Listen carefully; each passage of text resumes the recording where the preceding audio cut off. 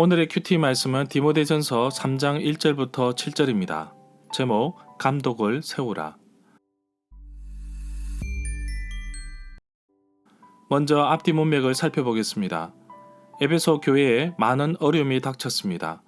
바울이 디모데에게 좋은 조언을 하고 있지만 결론적으로 디모데가 이 모든 일을 헤쳐나가야 합니다. 혼자서 이 모든 일을 하는 것은 무리입니다. 그래서 바울은 디모데를 도울 수 있는 지도자, 감독을 세우라고 합니다. 감독은 초대교회에서 장로와 같은 의미로 사용되었습니다. 바울은 감독과 장로의 단어를 함께 사용하고 있습니다. 디도서 1장 5절과 7절에서 살펴볼 수 있습니다. 장로나 감독의 역할은 초대교회에서 교회를 관리하고 성도들을 돌보는 사역을 맡았던 것으로 보입니다. 문단을 나눠보겠습니다. 1절부터 7절은 감독의 조건. 1절에 보면 어떤 사람이 감독의 직분을 얻으려고 한다면 그는 선한 일을 사모해야 한다는 말입니다. 미쁘다는 뜻은 믿음직하다, 신실하다, 확실하다는 뜻입니다. 바울은 이런 구절을 자주 사용합니다. 얻으려 하면 이라는 단어는 갈망하다, 탐닉하다는 의미를 지니고 있습니다. 본문에서는 현재 시제로 사용되어 감독이 되고자 하는 지속적인 열망을 보여주고 있습니다. 선한 일을 지속적으로 열망하고 있음을 보여주어야 하는데 감독 자체가 세상의 부나 명예를 쌓는 일이 아니기 때문에 가능한 것입니다. 2절에 보면 계속해서 감독의 조건을 말하고 있습니다. 감독은 책망할 것이 없으며 한 아내의 남편이며 절제하며 신중하며 단정하며 나그네를 대접하며 가르치기를 잘하며 디모데후서 2장 24절에서 주의 종은 마땅히 다투지 아니하고 모든 사람에 대하여 온유하며 가르치기를 잘하며 참는다 라고 말하고 있습니다. 그러므로는 감독이라는 직분이 선한 일을 사모하는 직분이기 때문에 2절부터 4절에 나오는 일종의 자격을 갖추어야 한다고 보고 있습니다. 3절에 보면 구타하지에 해당되는 단어는 말과 행동 같은 것으로 폭력을 행사하는 사람을 뜻합니다. 바울은 돈을 사랑하는 것은 일만하게 뿌리가 된다고 경고하였습니다. 4절에 보면 감독의 직분을 얻으려는 사람은 또한 언제나 자녀들이 아버지를 존경하고 순종하고 신뢰할 수 있도록 자기 가정을 잘 다스려야 합니다. 질서 정연한 가정의 모습이 모범이 되어야 함을 보여주고 있습니다.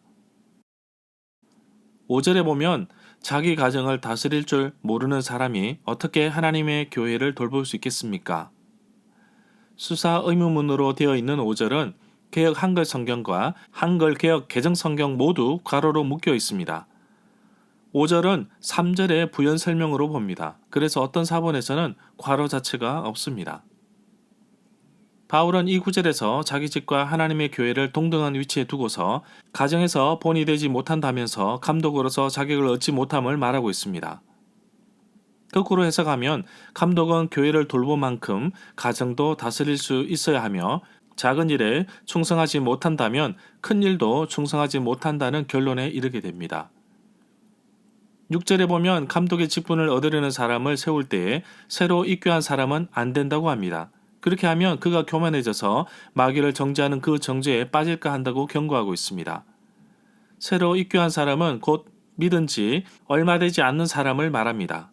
마귀를 정죄하라는 그 정죄에 빠진다는 말은 마귀가 받을 심판에 떨어질 위험이 있다는 것입니다.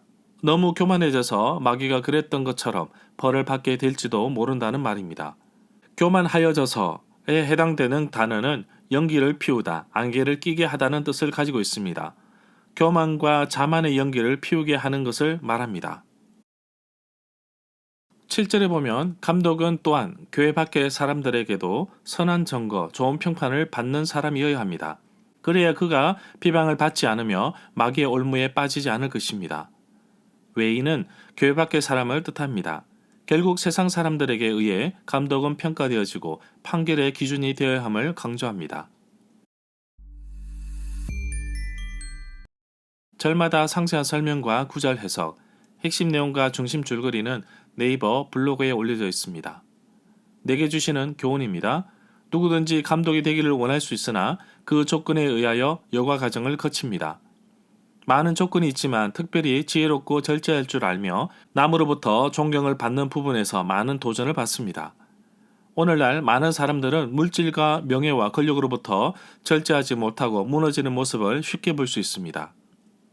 남으로부터 존경받는 사람을 리더십으로 세우는 것이 얼마나 중요한지 교회와 사회와 국가에서도 쉽게 볼 수 있습니다. 그리스도인이라면 누구든지 하나님 앞에서 정결하게 거룩한 삶을 살아야 합니다. 특별히 하나님께서 허락하신 가정이 건강하고 아름답게 이뤄가도록 서로 섬기며 서로 돕게 하시고 가정을 넘어 이제는 이웃을 위해서도 섬기며 돌보는 하나님의 일꾼이 되기를 소망합니다. 완벽한 사람은 없겠지만 그러나 이러한 요건을 하나씩 살펴보며 내 삶에도 이러한 좋은 인격이 묻어나길 소망합니다. 더욱이 리더십으로 세움받기를 원하시는 분은 철저하게 자신의 삶을 하나님 앞에 노출시켜 정말 신실하고 준비된 일꾼이 되길 꿈꿔봅니다. 하나님은 나를 직분자로, 사역자로, 봉사자로, 성도로 세우신 것은 그 어떤 능력이 뛰어나거나 자질이 있어서가 아닙니다. 더 열심히 하라고 하나님께서 부르시고 세우신 것입니다. 그래서 성도들은 항상 준비해야 합니다. 언제 쓰임을 받을지 모르기 때문입니다.